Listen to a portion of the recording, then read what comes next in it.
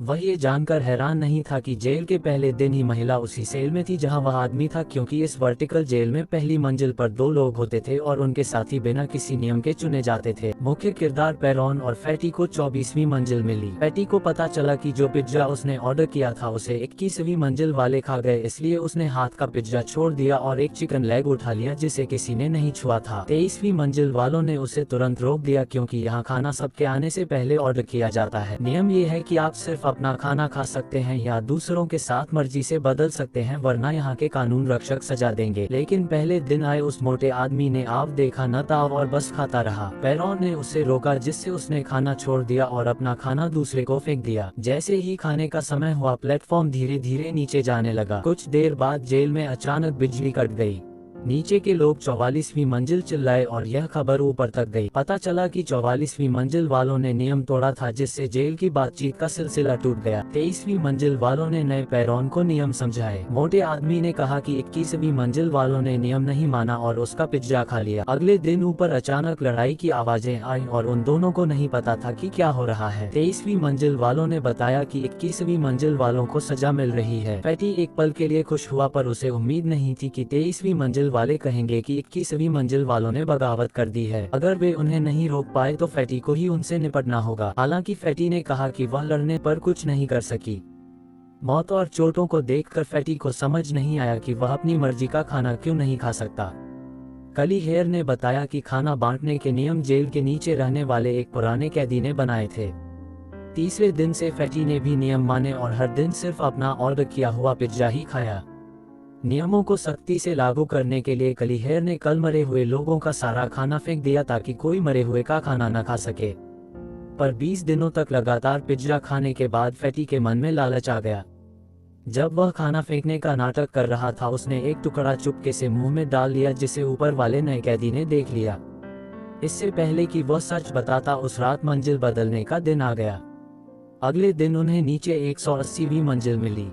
हालांकि गिरोह हमेशा खाना बांटने की कोशिश करता था, पर कई नए लोग बात नहीं मानते थे और प्लेटों को चेहरे से भी ज्यादा साफ चाट जाते थे। कई दिनों तक मोटा आदमी इतना भूखा रहा कि उसे मतिभ्रम होने लगा। शाओमेई भी भूख से बेहाल थी।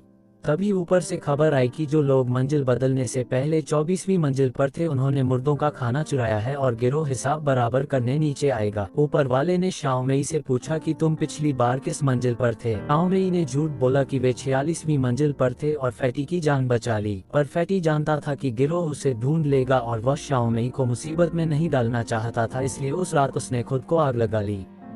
अगले महीने शाओमेई को 51वीं मंजिल मिली।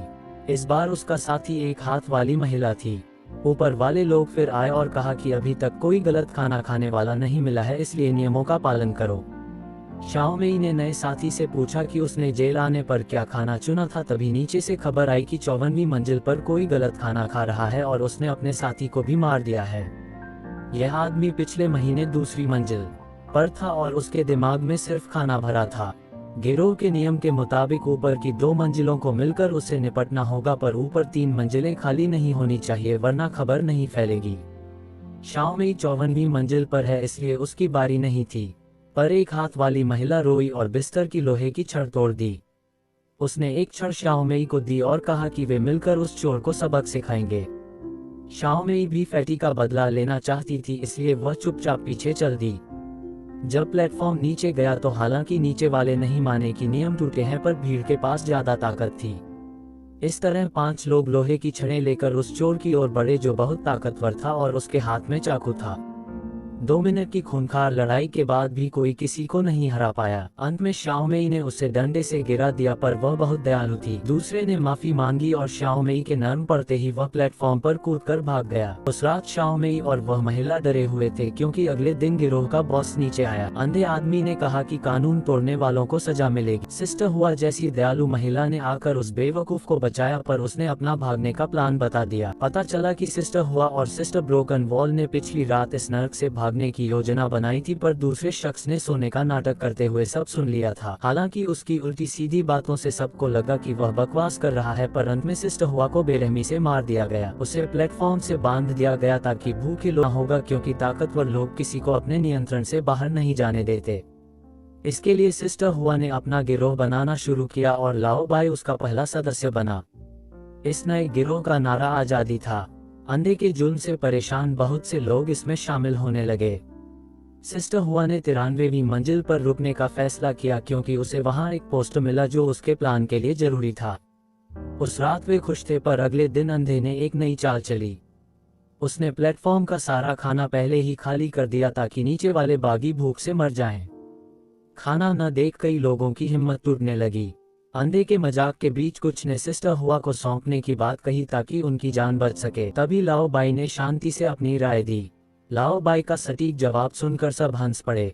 अंधा आदमी इतना गुस्सा हुआ कि उसके पास लड़ने के अलावा कोई रास्ता नहीं बचा। कोने में छिपी सिस्टर हुआ ने शांति से अपनी मुहर छिपाई। दोनों पक्षों में भीषण लड़ाई हुई। लड़ाई के बाद गंभीर रूप से घायल सिस्टर हुआ बिस्तर के नीचे छिप गई। जब वह बाहर आई तो सिर्फ वह और लाओ बाई जिंदा थे। उसने लाओ बाई से पूछा कि क्या तुम मेरे साथ भागोगे। लाओ बाई कुछ बोल नहीं पाया और बस इतना कहा कि यह उसके जीवन का सबसे अच्छा महीना था। सिस्टर हुआ ने ज्यादा नहीं पूछा और मुहर को चबाकर मुंह में रख लिया क्योंकि स्याही के तत्व उसे बेहोशी में जगाए रख सकते थे। जेल के पहरेदार गोताखोरों की तरह तैरते हुए आए और उन्होंने सिस्टर हुआ और बाकी लाशों को बांधकर 333वीं मंजिल पर पहुंचा दिया। वहां एक बहुत बड़ा गहरा गड्ढा था। जब पहरेदारों का ध्यान भटका सिस्टर हुआ बिस्तर के नीचे छिप गई। उसने देखा कि पहरेदार ने एक बच्चे को बिस्तर पर रखा और चला गया। सिस्टर हुआ ने बच्चे को लिया और 333 मंजिल नीचे उस गड्ढे को छोड़ दिया। कोई नहीं जानता था कि वह कैसी जगह थी और वहां लाशों की तरह चलते लोग सिस्टर हुआ की ओर बढ़ने लगे जिसमें शुरुआत वाला गंजा आदमी भी शामिल था।